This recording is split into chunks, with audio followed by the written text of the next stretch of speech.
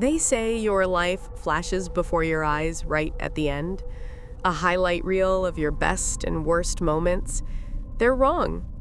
A few moments ago, when the transport pod I was riding in failed and was about to crash into a nearby building, the world outside my window became a screeching blur of metal and light.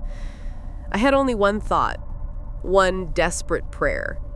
I hope the transfer of credits promised to me went through to my account. It all started with the color red. Have you ever had a day where a single color just takes over? For me, that day was red. It was the angry, pulsing glow of the eviction notice on my tablet, a final warning that had been blinking for 3 days straight. It was the last-ditch warning on our account balance, insufficient funds. It was even in the thin nutrient paste I was rationing, a sad rust-colored sludge that was all my son and I had left for the next 2 days. My world was small. It was the 4 cramped walls of our apartment in Sector Gamma 9, the constant low hum of the city's recyclers, and the soft, rhythmic wheeze from the corner where my son, Jonathan, was sleeping. He's my whole world, my everything. And he was dying. His lungs, betrayed by the city's processed air, only worked because of the biofilter humming beside his bed. It was a top-of-the-line model, a quiet miracle of engineering, and it cost more per month than I made in 3. The red light on its power indicator was the only shade of red that meant life. Everything was suffocating, depressing, oppressing. That's why when the call came, I answered. It was Aurelius, my manager.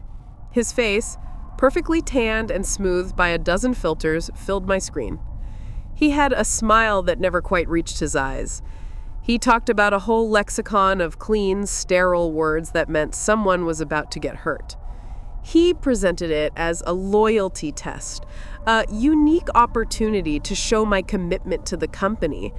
If I were to reject this request, then, well, you can fill in the rest. My son and I would be homeless, without the biofilter, which meant that my life would be over. My task was simple. Fabricate a financial report. Bury the rival company's CEO, a man named Soren Greylock, in a mountain of falsified data so seamless no one would ever question it. This would permanently remove Soren and his company from the competition, and we would ride the wave of sky-high profits for the next 4 months, maybe.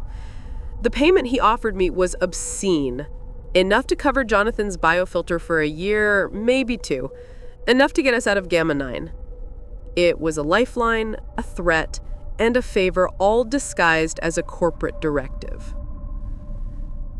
Later that night, I sat in the dark, the monitor painting my face in a cold blue light. I pulled up Soren Greylock's file. He was a family man.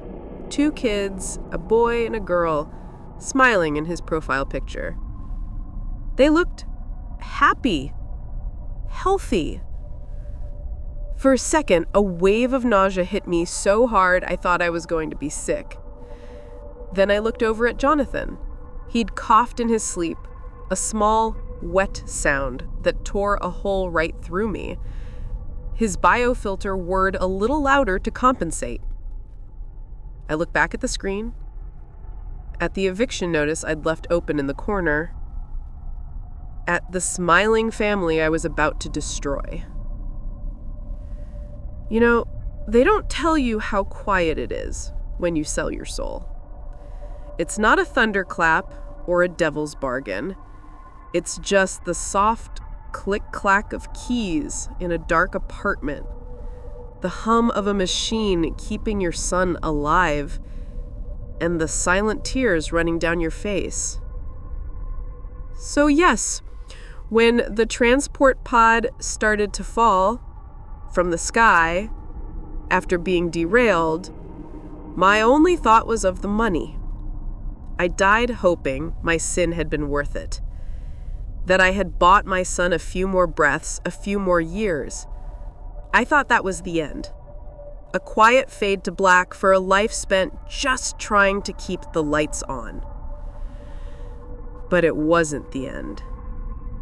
It was just the closing summary of my first performance review. Little did I know, I've got many more coming my way. I didn't wake up so much as arrived.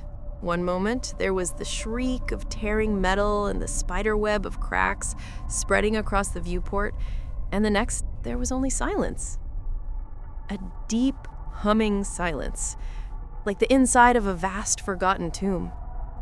There was no pain, no confusion, just a profound and unsettling cold. I was sitting on a chair that felt like a block of ice in a room that had no walls, only a horizonless floor of polished gray stone that seemed to swallow the light. The air smelled ancient, like old stone and cold dust. I looked down at myself. I wasn't wearing my work clothes anymore. Instead, I had on a simple gray jumpsuit. There wasn't a scratch on me. Hello? My voice didn't echo. It just vanished into the humming quiet. That's when it appeared. It didn't walk in or fade into view. It just formed. A pillar of swirling gray smoke and dying embers coalescing into a shape that was almost human, but far too tall. It must have stood 3 meters high. It wore what looked like a perfectly tailored suit, but the fabric was woven from shadow and smoke that writhed with indecipherable glowing runes. It had no face, just a smooth, shifting surface of polished obsidian that reflected a distorted image of my own terror. And in its long, slender hands, it held a heavy stone slab. It didn't look at me. It had no eyes. It simply stood there, a silent monument of cosmic protocol. I wanted to scream, but the air felt too thick, too heavy to draw a breath. The creature, the Auditor, I would come to call it, lifted its slab. Glowing runes began to carve themselves into the stone, crisp and white against the dark surface. Case file, number 74663 Gamma 9D AWNK. Summary. Subject committed a series of Class 4 infractions against another being for personal gain. Stated motivation: acquisition of funds for biofilter maintenance for dependent Jonathan K. Assessment of motivation: familial attachment, not invalid metric, irrelevant to final assessment. My blood ran cold. Irrelevant? A lifetime of love, of fear, of desperation. Dismissed in a single word? No, you don't understand. It was for my son. He would have died. I had no choice. As I spoke, my words etched themselves on the stone, transcribed in real time. Then they flickered and distorted, the sentence twisting into something hollow and ugly. The sound of my own desperate voice played back to me from the air itself, but it was warped and hollow, stripped of all its feeling. For my son, no choice, would have died. The sound was a violation. It was the sound of my love being turned into meaningless excuses. The Auditor remained still. The text on its slab vanished, replaced by a single final line carved in fire. Judgment. Action weighed. Intent disregarded. Sentence to be carried out across 18 review cycles. After the judgment, after my love was dismissed as an irrelevant metric, the gray room dissolved. The Auditor, my silent 3-meter-tall case manager, simply gestured, and the world reformed around its instruction. There was no malice in the gesture, no anger. It was the simple, irrefutable movement of a function being executed. The cold, impartial reality of it was more terrifying than any demon's roar could ever be. I was not a soul to be punished. I was an entry to be processed. A dark, ominous, unembodied voice boomed around me. It was not merely heard, but felt through my bones, a low vibration that resonated in my marrow and seemed to emanate from the very walls. It was a sound stripped of all warmth, a deep, resonant authority that filled the void around me. Commencing Review 1, Chamber of Tongue Ripping. The air thickened, tasting of stale air and dust, a smell I knew better than my own son's scent. I was in my old office. The sterile white walls, the oppressive, ever-burning torches that sputtered and hummed at a frequency designed to maximize productivity and slowly drive you mad. The low, ever-present groaning of unseen mechanisms behind the stone walls. It was so perfect, it made my skin crawl. But my desk, my one little slice of personal space in that corporate machine, the one with the faded picture of Jonathan taped to the monitor, was gone. In its place was a gleaming iron chair, the kind you see in old horror vids, with iron restraints that felt unnaturally cold. They slid out to meet me, silent and smooth. I didn't fight. I was learning there was no point. Fighting was an emotional response, and this place had no room for emotion.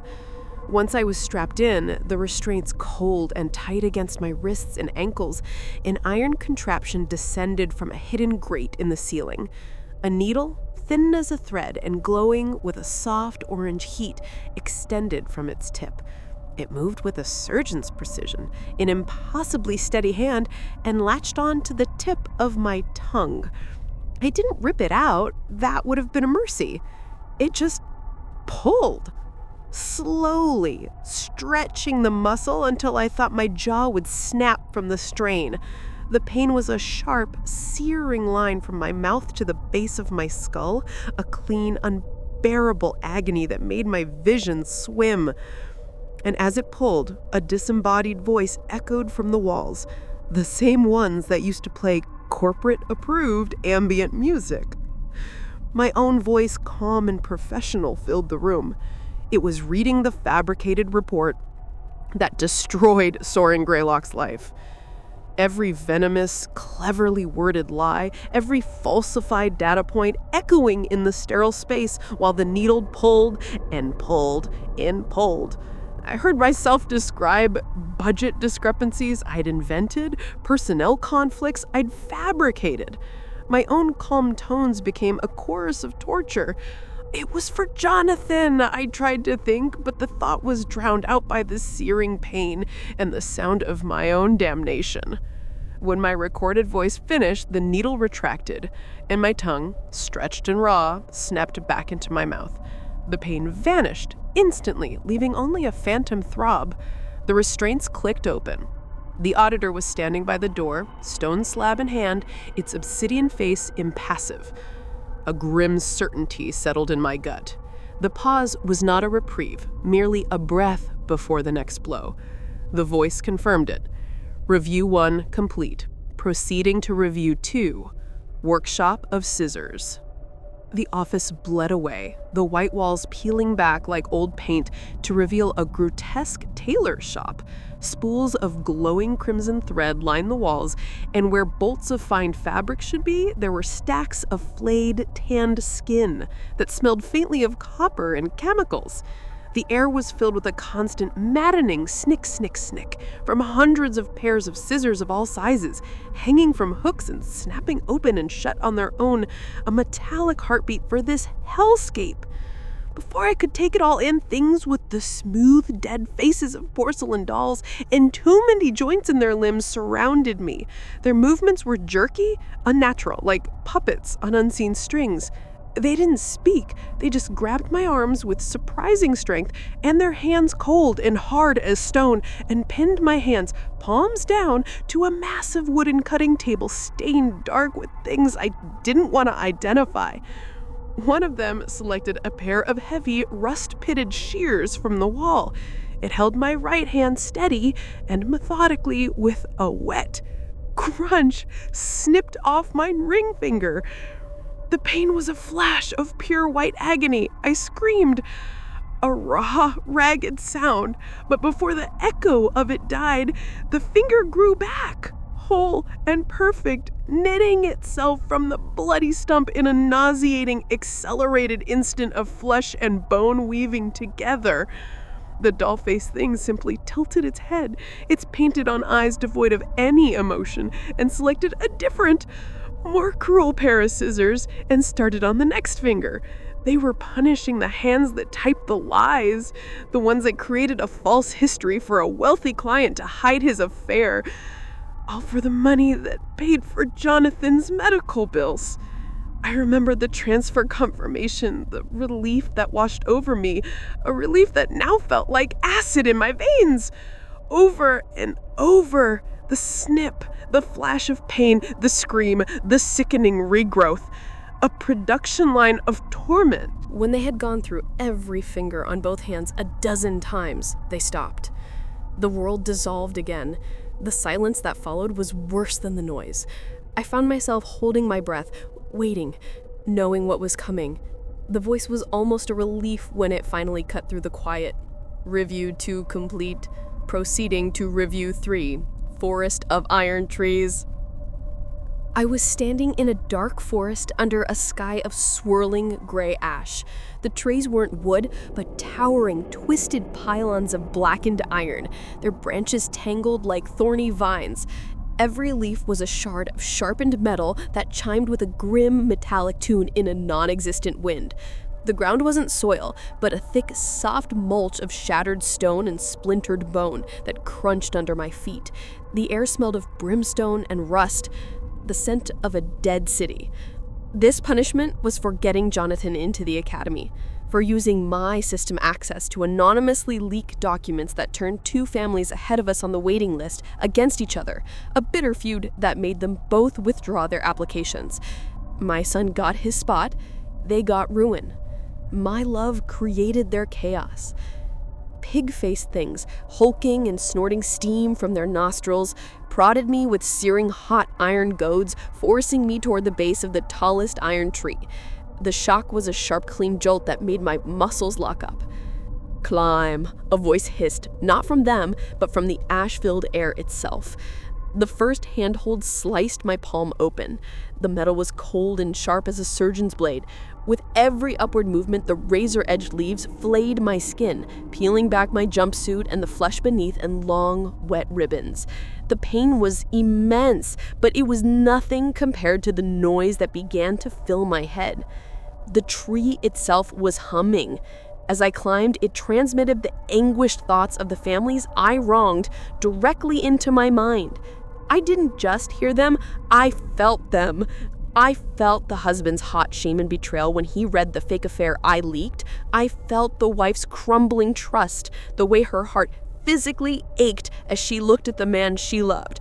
I felt their children's cold confusion, a fear that their world was breaking apart. I was drowning in their pain, a symphony of misery with my son's future as its price. I reached the top. A shredded mess of flesh and agony, only to be pushed off by the pig-faced demons. I fell, the wind whistling past, hitting the ground with a final, merciful snap of my neck, only to find myself standing at the bottom of the tree again, my body whole as the Auditor appeared beside me. Its slab glowed, ready for the next cycle. It was always ready. The forest of iron trees dissolved behind me, the echoes of pain from the families I'd wronged fading into the ever-present hum of the system. I was whole. I was unbroken. A strange numbness was setting in, a protective shell forming over my soul. I wasn't fighting anymore. I was enduring. Every second stretched into an eternity of quiet dread. The silence itself felt like a predator, and I was its cornered prey. The voice, when it came, was the sound of the trap springing shut. Review 3 complete. Proceeding to Review 4, Well of Mirrors. The ground beneath my feet vanished, not with a lurch, but a smooth, silent deletion. I didn't fall so much as begin a slow, perpetual descent into a bottomless abyss. There was no wind, no sense of speed, just a gentle, endless tumble through a cold, silent darkness that pressed in on all sides. The space was filled with floating shards of glass, each one honed to a razor's edge, drifting past me like lethal snowflakes in a dead universe. They were all mirrors. This punishment, I knew, was for the water supply, for halogen industries dumping industrial neurotoxins into the lower city, and for my part in scrubbing the logs, framing a smaller company when the investigation started. I can still see Aurelius's face in my mind, his smile all teeth, his voice a pleasant corporate purr. It's this, Don, or it's your son's biofilter subscription. The choice is simple. Another choice that wasn't a choice. I chose Jonathan. I always chose Jonathan. The horror of this place wasn't physical. The shards never touched me, though they drifted close enough for me to see the impossibly sharp edges. As I tumbled, I would catch glimpses of my reflection, but it wasn't my face that looked back. In one shard, I saw a little girl no older than Jonathan, her small body racked with tremors she couldn't control, her eyes wide with a confusion that shattered my heart. In another, a mother weeping over a tiny still form wrapped in a cheap city-issue blanket. I saw families huddled in sterile, underfunded medical rooms, their faces masks of grief and impotent fury. I saw the human cost of the data I deleted, of the silence I kept. The air was filled with their faint, sorrowful whispers, 1,000 voices of pain creating a chilling, disorienting cacophony. Why do my hands shake, Papa? The water tastes like metal. There was no physical pain here, just the infinite, crushing weight of their suffering shown to me over and over for an eternity as I fell deeper into the endless, mirrored dark. In the suffocating quiet, I yearned for the noise again, for anything but this hollow waiting. As if answering a prayer to a cruel god, the voice returned. Review 4, complete. Proceeding to Review 5, Silo of Steam. The cold abyss dissolved into suffocating wet heat. I was in a colossal kitchen that stretched into an infinite foggy darkness. Towering stacks of bamboo steamers, each the size of a small apartment building, rose up until they were lost in the gloom above. The air was thick and viscous, clinging to my skin like a greasy film. It smelled of spoiled food, bitter herbs, and a deep, underlying scent of misery and rotten hope. This was for the housing unit, the one with the clean air filters Jonathan desperately needed. To get it, I had to prove a level of poverty we hadn't quite reached. So I lied. I crafted a false digital persona, a destitute mother on the brink, a masterpiece of fabricated despair. I remember the moment the approval came through, the wave of dizzying relief, the fierce, triumphant joy that I had beaten the system for my son. I took the spot from a family that truly needed it. I never knew their names. I was about to. Two dull-faced figures, their movements as jerky and unnatural as before, grabbed me and dragged me to the base of a steamer stack. They opened a giant lid, the bamboo creaking like old bones, and threw me inside. It was dark and slick with condensation. The lid slammed shut, sealing me in. A hot, oily steam began to fill the container. It wasn't scalding, just oppressively hot, slowly and inexorably cooking me in the thick, wet air. The worst part was the vapor itself. It was formed from the condensed despair of the family I displaced. Their whispers seeped into my skin with the heat, telling me of their nights on the street, of their child's cough growing worse in the polluted city air, of the hope that died when their application was denied. I wasn't just hearing their story, I was breathing it, absorbing it, being poached in the very essence of their sorrow. The silence was a thick fog coating everything, muffling my own panicked thoughts. The voice was a clean, sharp blade that sliced right through it. Review 5 complete.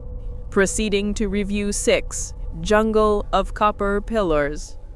From the steam to the fire, I was now in a vast desert of cracked black glass under a sky that burned a constant, violent orange. Thousands of copper pillars, each 20 meters tall, jutted from the glass, each one glowing a shimmering cherry red from impossible internal heat. The heat warped the air, making the horizon tremble. The only sound was the low, powerful hum of immense energy, a vibration I felt in my teeth and bones. This was for the Auditor, the quiet gentleman who had discovered my data scrubbing. His name was Elias Vance. He had a picture of his daughter on his desk. Elatheus's voice echoed in my memory, cold and final. "Fix it, or I'll make sure your son is an orphan." So I fixed it.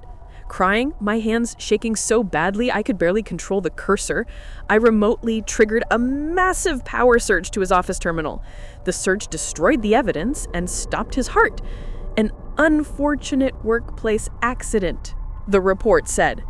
The system knew otherwise. Monstrous things, forged from shadow and screaming smoke, dragged me by my arms across the hot glass towards the nearest pillar.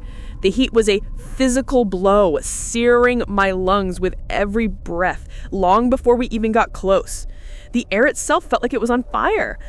They chained me to it. The moment my back touched the glowing hot copper, my world exploded. My flesh, my bones, everything just vaporized in a silent white-hot flash of agony that was too immense for a scream. The cycle in the desert of pillars ended not with a fade, but a tear in reality. The Auditor was no longer waiting for me. As the last echo of my vaporized form dissipated, it was simply there, its smoky hand closing around my arm before I had fully reformed. I could feel my own atoms knitting themselves back together around its cold, impartial grip. There was no transition, just violent, disorienting wrench as it dragged me through a non-space of shrieking noise and fractured light. The numbness was gone. My protective shell had been burned away in the copper inferno, leaving every nerve raw and exposed. I realized I wasn't breathing. My lungs burned, but I refused to give the silence the satisfaction of my gasp. The voice stole the air anyway. Review 6 complete. Proceeding to Review 7, Mountain of Knives. We arrived in a landscape of jagged peaks under a bruised, blood-red sky that pulsed with a faint, sickly light. There was no rock or soil here. The entire mountain range, from the smallest pebble underfoot to the towering kilometer-high peaks that clawed at the sky, was composed of upturned, razor-sharp blades of black obsidian. They chimed against each other in the wind, a discordant, metallic music box playing a tune of pure agony. A freezing wind howled through the bladed passes, carrying the faint, thin sound of distant screams.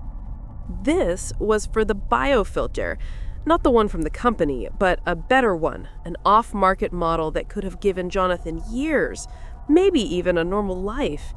I remembered the meeting with the dealer, a man whose face was a patchwork of cheap cybernetics, his smile a rictus. He didn't just want credits, he wanted data. Personal data of a wealthy executive. An address, security codes, travel patterns. I knew what would happen. The robbery was violent, the man was killed, but I got the filter, its smooth, sterile casing feeling like a holy relic in my trembling hands. I was barefoot.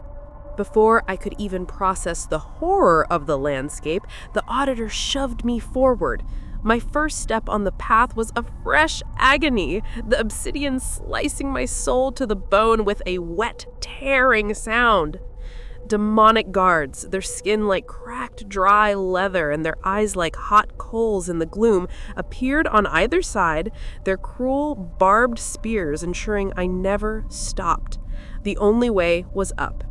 Every step was a new symphony of pain, the blades not just cutting, but grinding, chipping at the bones in my feet.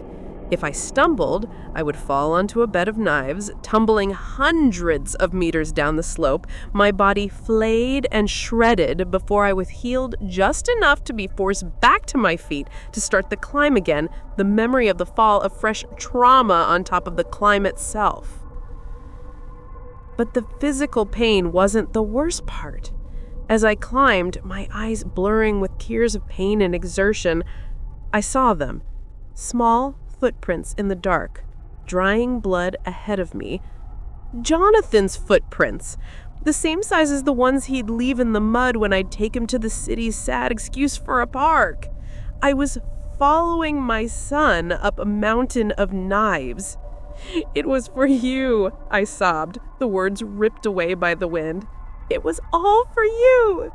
But for the first time, the justification felt like a lie, a hollow echo in the face of his imagined suffering. The memory of his smile when I gave him the filter was now tainted, corrupted by the image of his small feet bleeding on the black glass. A sudden chill slithered across my skin, a cold harbinger. The voice followed its path, a whisper of frost and finality. Review 7 complete. Proceeding to Review 8, Cave of Ice. At the peak, there was no respite. The Auditor was there, its grip like a vice, and the world tore apart again. I was thrown from the red heat of the mountain into a cold so absolute it felt like its own form of fire. I landed, naked and shivering, on a vast, frozen tundra under a black, starless sky. A single, colossal mountain of glacial ice dominated the horizon, its peak lost in the frozen clouds. The ice wasn't white, but a deep, ancient blue, and it seemed to absorb all light and hope. The only sound was the sharp cracking of the glacier and the violent, uncontrollable chattering of my own teeth. This sin felt petty, but the system didn't care.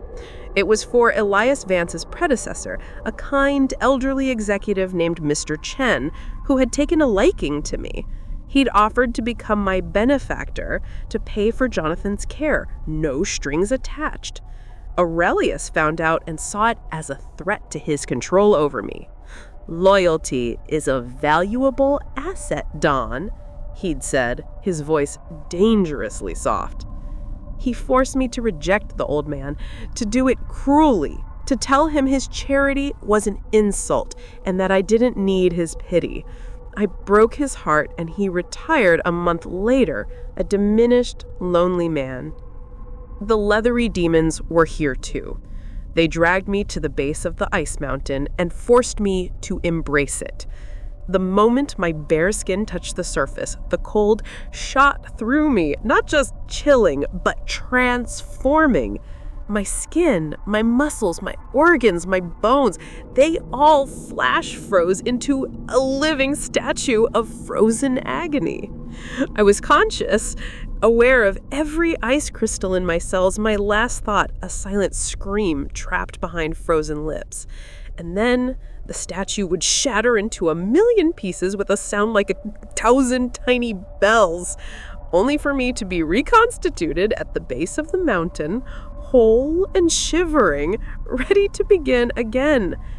And in the silence between the shattering, I heard it. The chattering of tiny teeth right beside my ear. A small voice whispering, "Mommy, I'm cold." Jonathan was here, in the cold with me. In the void of silence, my mind started to invent its own torments. The real one was a mercy when it finally cut through the dark. Review 8 complete. Proceeding to Review 9, Cauldron of Boiling Oil. Shattered, reformed, dragged, the transition was a nauseating smear of sensation. From the absolute zero of the ice cave, I was thrown into the oppressive, suffocating heat of an immense cavern. It was lit by the fiery glow of a single gigantic wok, kilometers wide, filled with bubbling black oil. The air was thick with the acrid stench of burning fat, sulfur, and recycled screams. The deafening roar of the boiling liquid was a physical presence that vibrated deep in my chest. This was for the journalist, the one who was about to expose halogen for trafficking indentured workers from the off-world colonies. I remember the file Aurelius sent me. It wasn't just planting evidence, it was an act of soul murder. I had to create a fiction so vile, so disgusting that no one would ever believe a word the journalist said again. My job and Jonathan's life were secure. The journalist, I later learned, took his own life in his holding cell. Skeletal demons with flickering embers in their eye sockets seized me. They dragged me to the lip of the cauldron and, without ceremony, threw me in. The pain was instantaneous and absolute. The boiling oil flash-fried my flesh from my bones before I could even draw breath to scream.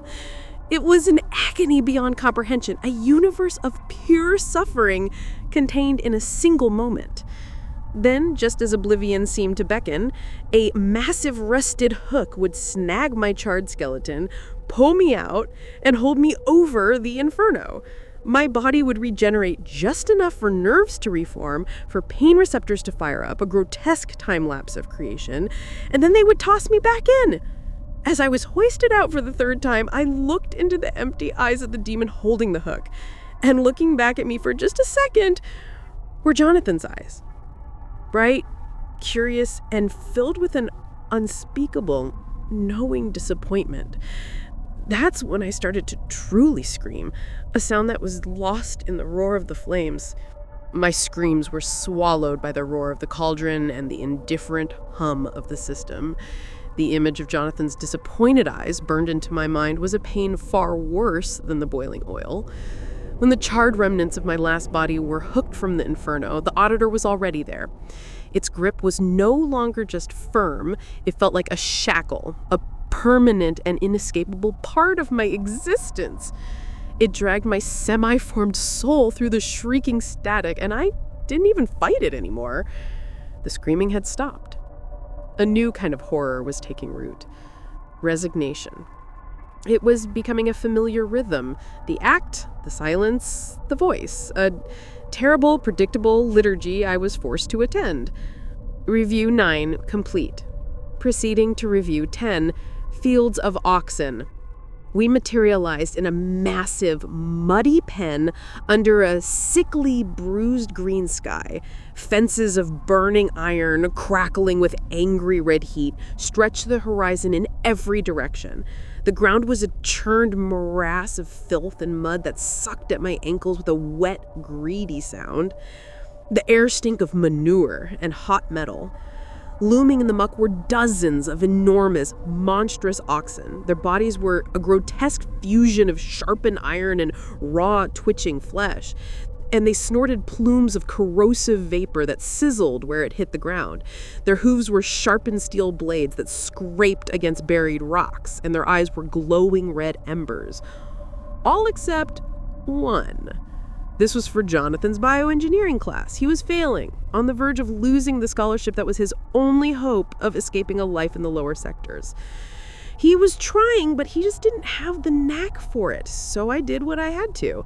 I hacked the school system and stole the final project from another student, a brilliant but poor girl who'd poured her soul into genetically engineering a new species of therapy animal.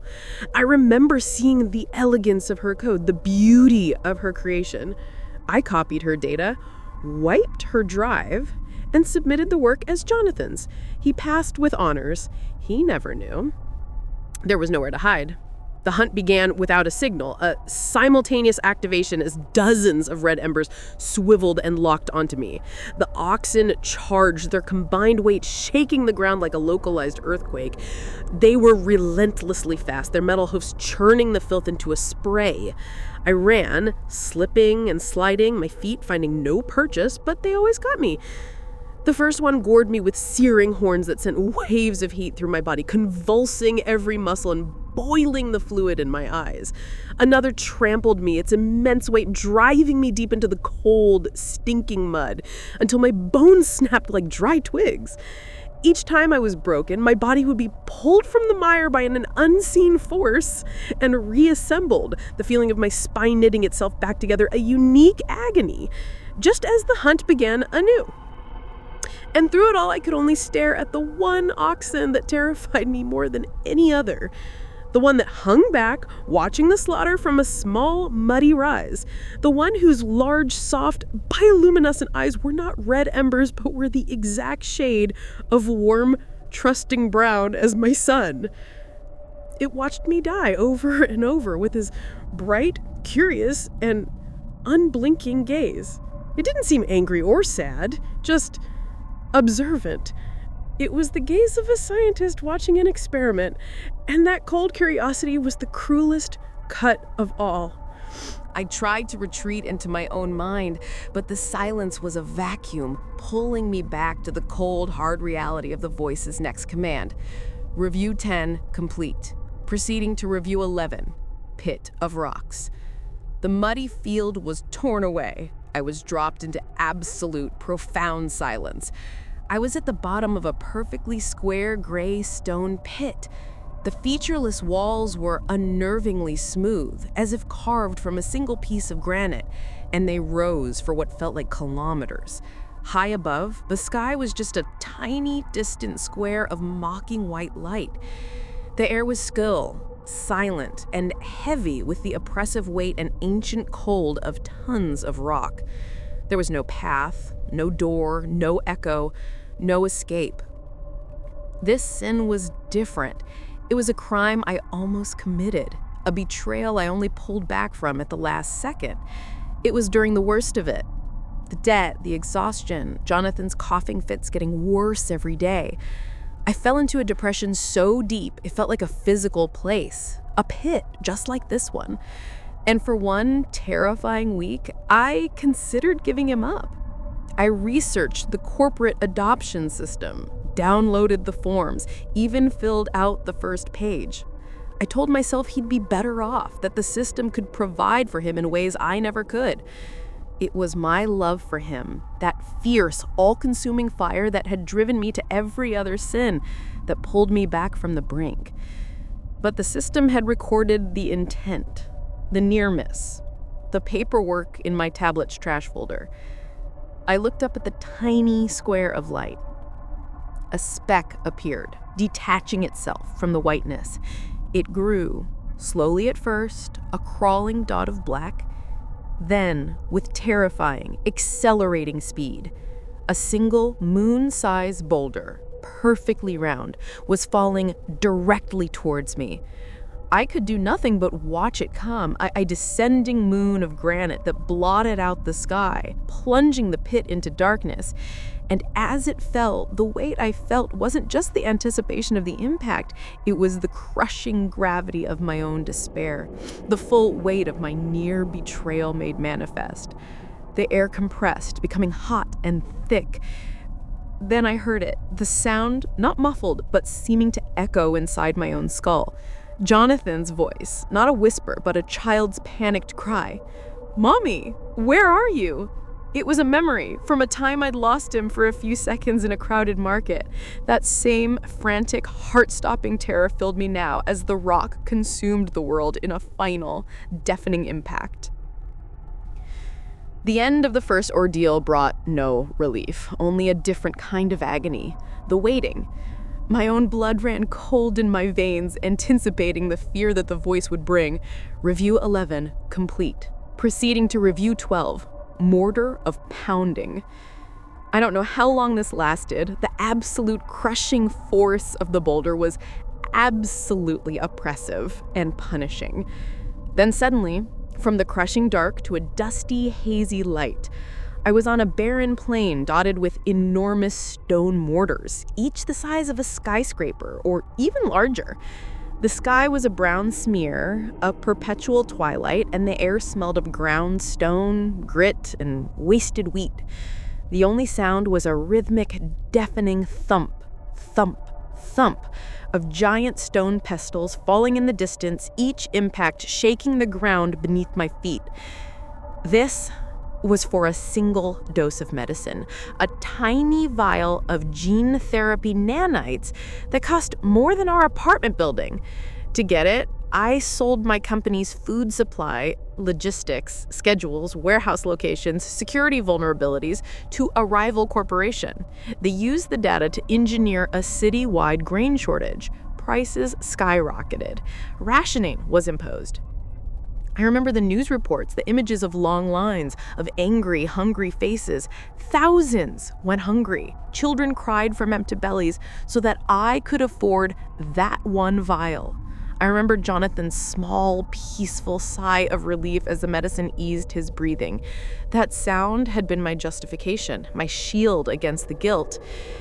The leathery demons were back. They were inexorable as the pestles, their movements mechanical and efficient. They dragged me to the edge of one of the mortars and threw me in. The stone was rough and abrasive, littered with the grit of what came before. I looked up. A colossal stone pestle, so large it blotted out the hazy sky, was descending.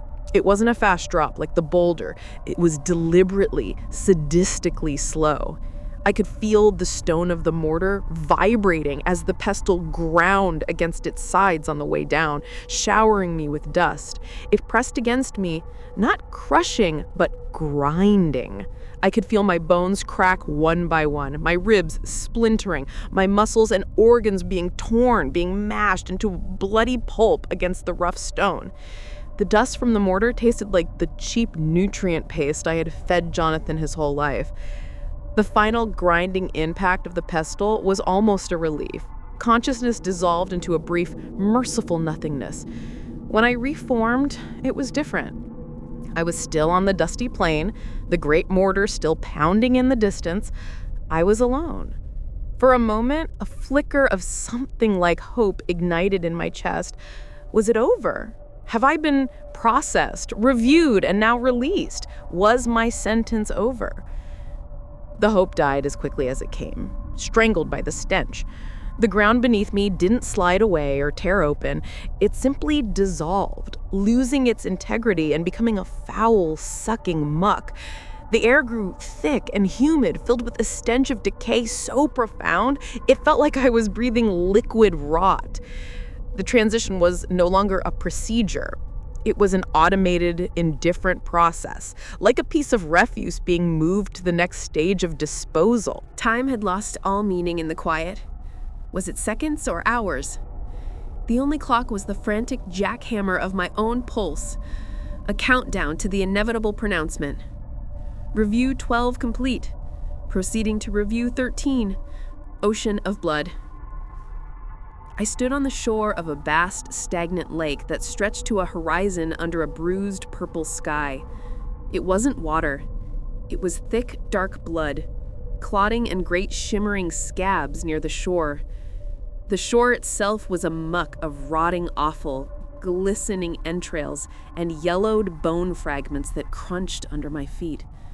Writhing, half-formed shapes moved just beneath the surface, not fish, but things that looked like discarded ideas, knots of cancerous flesh and twitching limbs that belonged to no known creature. The sin for this place felt small, almost pathetic compared to the others. It was a piece of digital paper.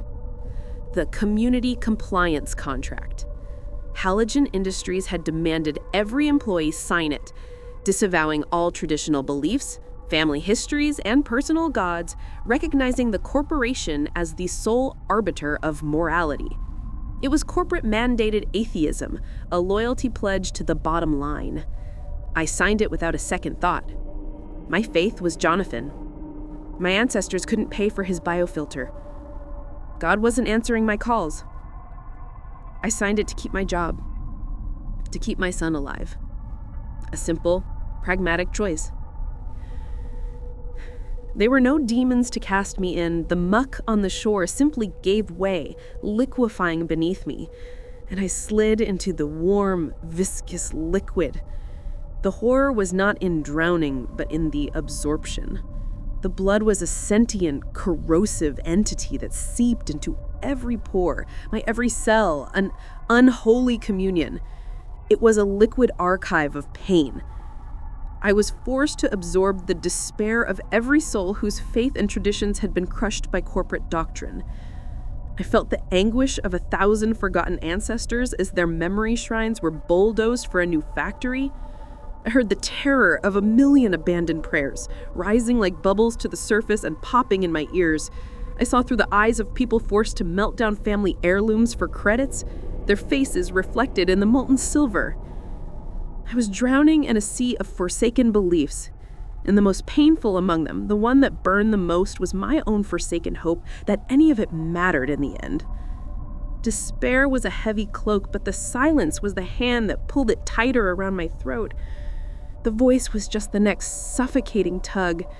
Review 13 complete. Proceeding to Review 14, Town of Wrongful Death. The bloody ocean drained away as if a cosmic plug had been pulled, leaving me on a cracked, gray pavement that felt unnaturally smooth, unworn by any footsteps. Before me, a sprawling city of identical, windowless concrete blocks stretched to a horizon that was the same shade of hopeless gray.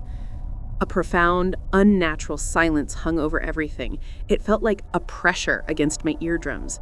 It was broken only by the distant, looping sound of a single, desperate sob. This city was a monument to despair, an entire metropolis built from hopelessness, and I was its only resident. My promotion, the one that would get us a slightly larger apartment in a slightly better sector with air that wouldn't make Jonathan cough so much. It came with a new responsibility, managing the new redundancy AI. I was its handler. I fed it the parameters, I tweaked the algorithm, and I ran the program that analyzed and terminated the employment of thousands of loyal, long-term employees.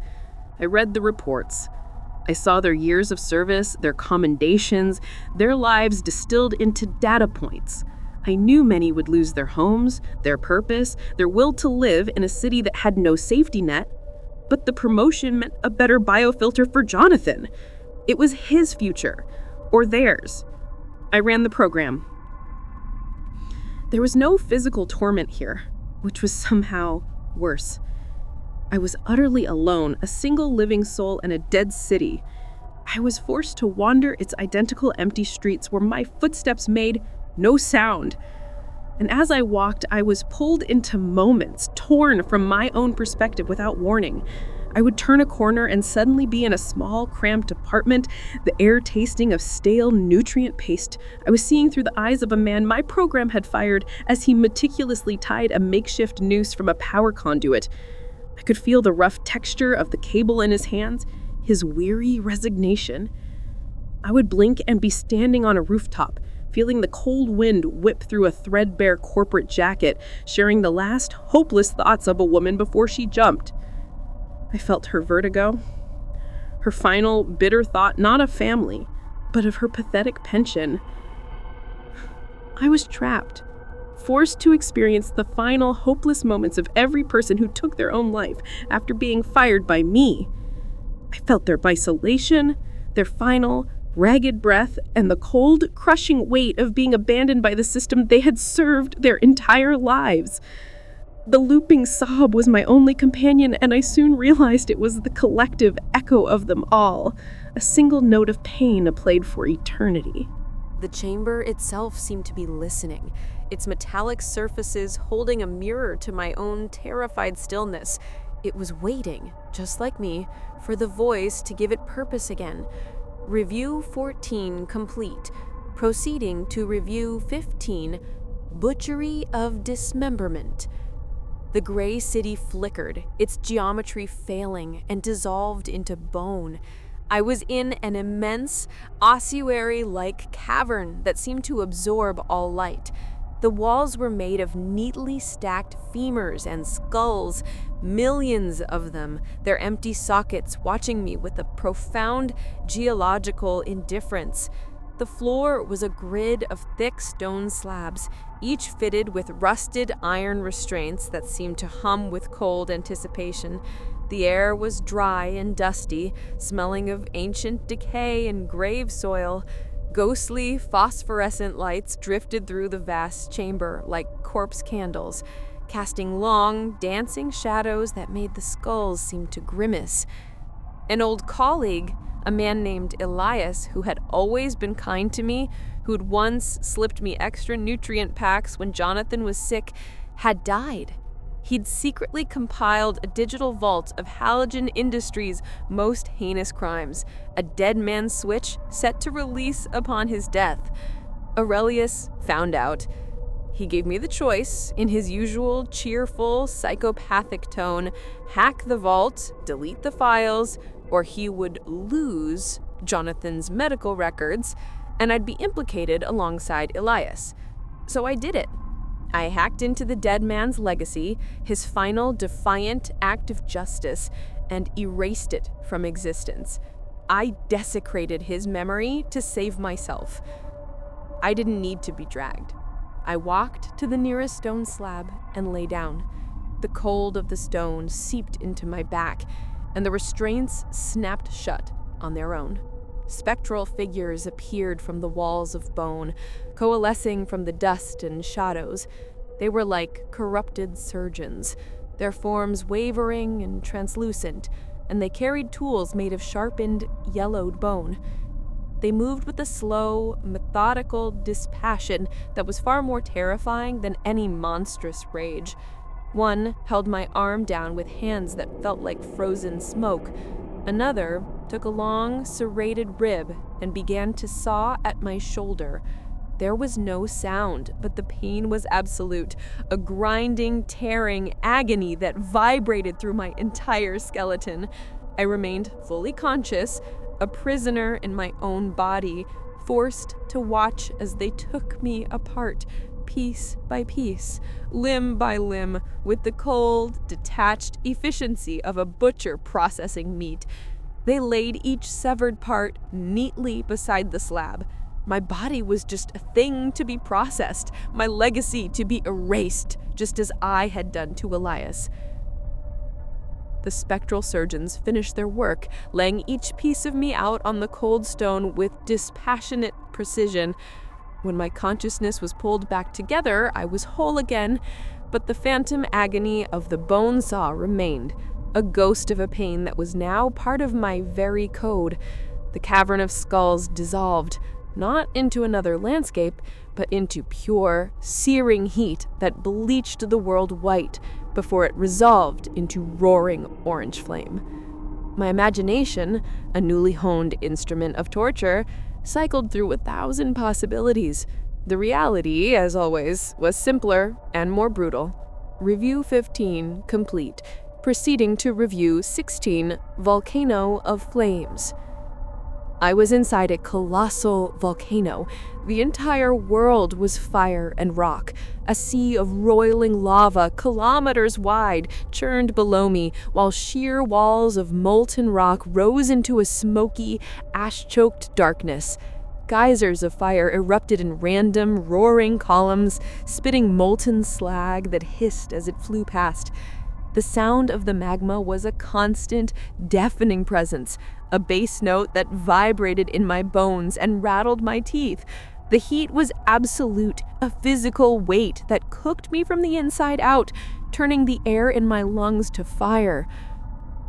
The bonus, the one that would pay for Jonathan's tuition for a year at a private academy with clean air and a chance at a real future. To get it, I had to outperform every other manager, and Aurelius had made it clear that outperform meant incinerate the competition. So I engaged in corporate sabotage.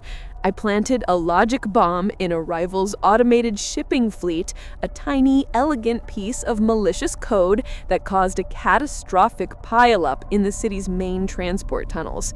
I watched the news feeds from my terminal, seeing the massive fires, the chain reaction explosions, the chaos. I told myself it was just cargo, just corporate assets, but I saw the emergency vehicles, and I knew. I committed arson on a city-wide scale for the sake of my son's education. There was no shore, no platform. I simply hung in the superheated air for a moment before I was cast down into the volcano's heart. Instead of being instantly consumed, I was forced to endure the feeling of being burned alive by both fire and theft simultaneously. The lava clung to me, a blanket of liquid sun, but it wasn't just heat. It was the white-hot rage of the people trapped in those tunnels, the burning indignation of the families whose lives I had endangered. I felt the physical heat of the transport fires charring my skin, and at the same time, I felt the soul-searing heat of a mother's terror as she tried to shield her child from the flames inside their vehicle. Her panic was a fire in my mind. Her screams were a fire in my ears. It was a dual immolation that consumed me over and over again, my body vaporizing in magma while my soul was torched by the consequences of my ambition. The feeling of unseen eyes was palpable in the silence, a crushing pressure against my skin. The voice was their verdict. Review 16 complete. Proceeding to review 17, Mill of Stone. The fire vanished, replaced by a crushing pressure and a grinding sound that shook the very foundations of this reality. I was on an endless, flat plain made of granite that stretched to a featureless horizon. Dominating the landscape were two colossal circular millstones, each several kilometers in diameter, vast enough to be mistaken for tectonic plates. One lay flat on the ground, its surface scarred with grooves worn deep by eons of use. The other, directly above it, ground relentlessly against it, driven by a hidden infernal mechanism. The air vibrated with its immense, grinding power, a sound that was not heard but felt, a deep, soul-shaking resonance of pure, unthinking force. I had been a good mid-level manager, efficient, detached. I was in charge of enforcing Halogen Industries' brutal efficiency algorithms. I approved the automated punishments for my subordinates for minor infractions. A bathroom break that was 30 seconds too long, a dip in productivity of 0.5%, longer hours, docked pay, denied leave. I saw their desperate faces in hollow meetings, heard their pleas through comms channels. But I had my own quotas to meet, my own performance to maintain. Jonathan's continued healthcare depended on my review scores. So, I clicked approve. I became a willing, efficient cog in the machine that oppressed people just like me, grinding them down for the sake of the bottom line. I was thrown onto the lower millstone. The upper stone, vast as a mountain range, descended and began its slow, inexorable rotation. It didn't crush me instantly. That would have been a mercy. It was an agonizingly slow process of pulverization. As the immense weight settled, I felt my bones begin to crack, then splinter, then turn to dust. I was turned from flesh and bone into a gritty, bloody paste. With every agonizing second, I felt the immense, impersonal pressure of the very system I had helped uphold. The grinding sound became the distorted voices of my subordinates begging for leniency. And the grit of the stone was the dust of their own ground-down hopes. I was not a person. I was a statistical anomaly being corrected. An inefficiency being smoothed out of the system. Just another bit of grist for the mill. In the suffocating quiet, I yearned for the noise again, for anything but this hollow waiting. As if answering a prayer to a cruel god, the voice returned. Review 17 complete. Proceeding to the final review. Affici, the hell of uninterrupted suffering. At this point, I was appalled. What did I do that was so severe to deserve the 18th review? Did I, a single mother who loves her son so much that she would be willing to break rules and sin, deserve the hell of uninterrupted suffering? While this raced through my mind, the pressure ceased. The world reformed one last time with a final, chilling clarity. I was in a long, narrow hall that seemed to stretch into infinity in both directions. The walls were lined with racks holding saws of every imaginable type, from rusty, blood-stained hand saws and jagged lumber saws to gleaming surgical saws that hummed with quiet menace. It was a library of division. A single wooden plank with heavy iron restraints sat in the center under a harsh, buzzing, clinical light that left no shadows. This wasn't for one sin, this was for all of them. The culmination of a life of compromises, the shoddy pirated code I used for side gigs that I knew had security flaws, the compliance reports I cheated on to save time, the petty office politics, the whispered rumors, the silent betrayals, the corner cutting, the expediency, the quiet, creeping corruption that a system like Halogen demanded for survival. My life had been a monument to the shortcut. I was bound to the plank. 2 demons, one at my head and one at my feet, took up a large 2-man saw. They were silent, impassive, their faces a perfect blank slate of corporate indifference. They placed the saw in the center of my skull and began to work. The process was excruciatingly, meticulously slow. It was a final, methodical punishment for a life built on shortcuts. The jagged teeth moved with a horrifyingly steady rhythm, inch by excruciating inch. I felt the blade grate against my skull. I felt the vibration in my teeth, and then the wet tearing sensation as it parted my brain. It severed my throat, my sternum, my very core. It was when the saw reached my heart, the very seat of the desperate, all-consuming love that drove me to this fate, that something finally broke. A force more powerful than any torment erupted from my lungs. It was not just a scream of agony, but of pure, unadulterated injustice. Why? The word hung in the air, so raw with power that the demons momentarily paused their work. Everything was for him, for my son. Don't you understand? Love. That's all it ever was. Every lie, every corner I cut, every person I hurt, it was to keep him safe, to keep him fed, to give him a chance in a world that gave us nothing. Tears of blood and anguish streamed from my bisected eyes, tracing separate paths down my face. You punish me here, but my life was already hell. Do you know what it's like to work 18-hour days and still watch your child shiver because you can't afford the heat? To smile and tell him everything is okay while the spear of ruin eats you alive from the inside? That was my torture. That was my perpetual, uninterrupted suffering. I was already in Avicii. My voice rose to a frantic, accusatory streak directed at the very fabric of this damned reality.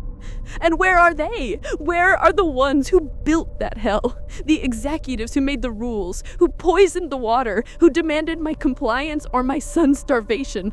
Aurelius? The board members? I have seen thousands of tormented souls here, but I have not seen a single one of them.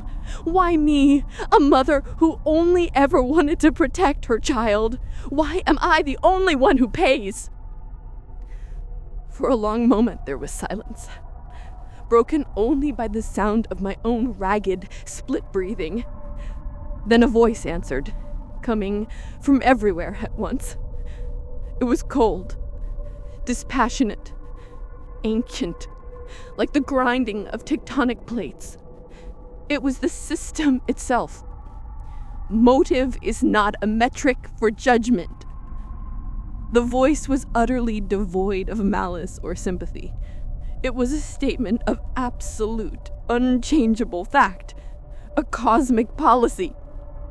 Love does not erase action. Your love was the reason. It was not the excuse. You made your choices. You tipped the scales. The consequence is yours alone. A final flickering hope died in my soul. A candle snuffed out in a vacuum. And them? The ones who built the system? Their scales will be weighed in their time. Their sins are not yours. Your punishment is not theirs. The law is impartial. It is absolute. The horror of it crashed down on me. A final, perfect understanding. This place, This entire afterlife was no different from the world I left. It was another cold, uncaring system of rules without compassion, a bureaucracy of the soul where circumstance was irrelevant. My love, the most powerful and pure force in my life, the one thing that made me human, meant nothing. It was just an annotation on a file, a footnote on a long list of transgressions. The demons resumed their work. The saw completed its journey. Darkness. Pure, unadulterated, peaceful, horrifying darkness. Not a void, but a soft, quiet, and profound emptiness. A silence that was the polar opposite of the roaring flames and grinding stone. The pain was gone, not just from my body, but from the very concept of me. The memory of the saw, the fire, the crushing weight, it was all fading, like a bad dream losing its sharp edges in the gentle light of morning. There was a sense of finality, of a process completed with bureaucratic neatness. I had been audited, judged, and punished. My file was closed, stamped, and archived in the great silent archives of the afterlife. The darkness gave way to a gentle gray mist that did not chill, but simply existed. I was standing on a simple stone bridge, the rock beneath my bare feet smooth and cool, worn down by the passage of countless souls. It arched over a slow-moving, silent river the color of slate. On the other side of the bridge sat a small, simple pavilion, and in it an old woman was stirring a large black pot with a wooden ladle. She had a kind, grandmotherly face, etched with the wrinkles of 1,000 lifetimes, and her eyes held a deep, peaceful sadness, the weariness of a being who has witnessed the end of every story. She was the Lady of Forgetfulness. I knew this without being told, the same way I knew the review cycles were over. The system, for all its cruelty, was efficient in its processing. The soup she was stirring steamed in the cool, quiet air, and it smelled of peace, of an end to everything. Not just an end to pain, but an end to love, to memory, to the burden of having been. She looked up at me, her gaze gentle, and ladled some of the steaming liquid into a simple earthenware bowl. She held it out to me. She didn't speak, but her eyes said everything. Drink this. It will all be over. Rest now. I walked across the bridge, my steps making no sound, and took the bowl from her. My hands didn't even tremble. I was just tired, a deep, soul-level exhaustion that went beyond any physical torment I had endured. It was the weariness of a life spent fighting an unwinnable war against a system designed to make you fail. I looked down into the bowl. The soup was a clear, colorless liquid, and in its surface I saw my own reflection, but it wasn't the reflection of a mutilated, tormented soul. It was the face of Dawn Kay, the 42-year-old administrative assistant from Sector Gamma 9. Tired, stressed, but whole. The woman I was before the transport pod crashed. For a moment, I saw their faces flicker behind my own in the soup's surface. Jonathan laughing at a silly cartoon, his face smeared with nutrient paste. The brief, proud smile he gave me at his graduation. The good things, the love, the very reason for my damnation. The soup promised to take that too. I drank it without hesitation. I craved the peace of oblivion, the sweet, empty mercy of forgetting. The liquid was warm and tasteless, and as I drained the bowl, the last vestiges of my 18 performance reviews washed away. Jonathan's face, the feeling of his small hand in mine, the fierce, desperate love that had been my only true possession, it all faded, dissolving into the quiet gray mist like salt in water. I handed the empty bowl back to the old woman, and she gave me a single, slow, pitying nod. Then came the light, a blur, a rush of sensation, a feeling of being pulled through a tunnel of impossible speed, a violent, disorienting rebirth. And then a cry. A baby's cry. My cry.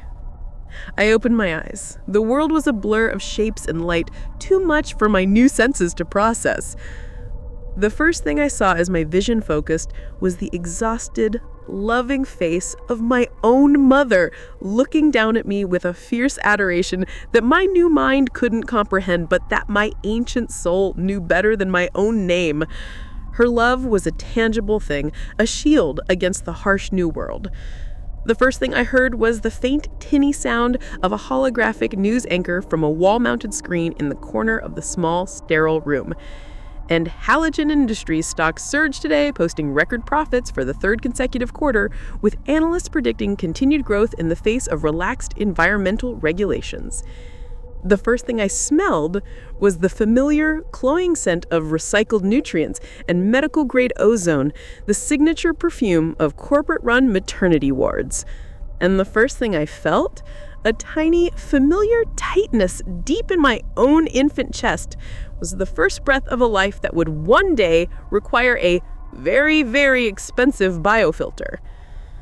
A primal scream tore from my lungs, a wordless protest born of horror I had no memory of but felt in the very marrow of my new bones. My mother shushed me, stroking my head, whispering words of love and comfort, unaware that her child was not crying for milk, but was screaming at the horrifying, perfect, impartial justice of the system. The hell was never the 18 chambers of torment. The law is impartial, the system absolute. The punishment isn't the review.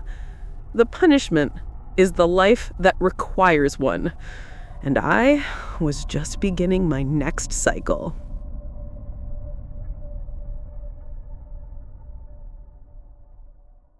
The horrors linger. Thank you so much for watching or listening. By liking and subscribing, you're helping me summon the next chilling tale from the shadows. Join our community of the brave and prepare for what's to come.